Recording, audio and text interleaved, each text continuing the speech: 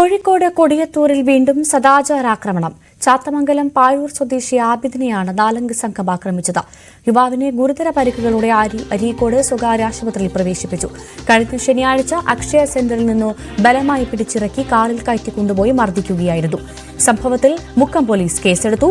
വധശ്രമം, തട്ടിക്കൊണ്ടുപോകൽ ഉൾപ്പെടെയുള്ള വകുപ്പുകൾ ചേർത്താണ് കേസെടുത്തത്.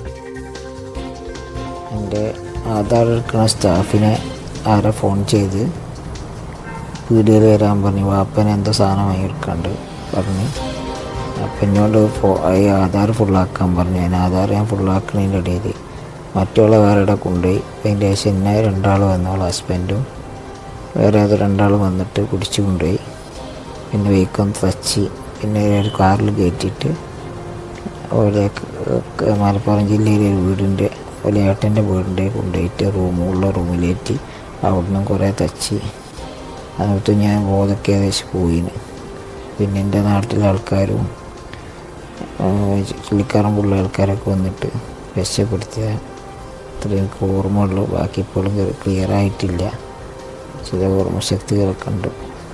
ശനിയാഴ്ച ഉച്ചക്ക് ഒരു സംഘം ആൾക്കാർ വന്നിട്ട് വർക്ക് ചെയ്യുന്ന സ്ഥാപനത്തിൽ അക്ഷയയിൽ വന്നിട്ട് ചുള്ളിക്കാരൻ അക്ഷയ വന്നിട്ട് അവർ തന്നെ തല്ലിയിട്ട് ഒരു ബലമായി പിടിച്ചുകൊണ്ട് പുറത്ത് കൊണ്ടുപോയി.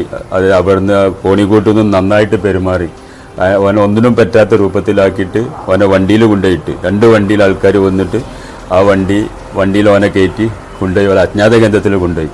അപ്പം പിന്നെ ഓല വീട്ടിലോ ജ്യേഷ്ഠൻ്റെ വീട്ടിലോ മറ്റോ കൊണ്ടുപോയിട്ട് നന്നായിട്ട് പെരുമാറി അബോധാവസ്ഥയിലാക്കിയിട്ടുണ്ട്.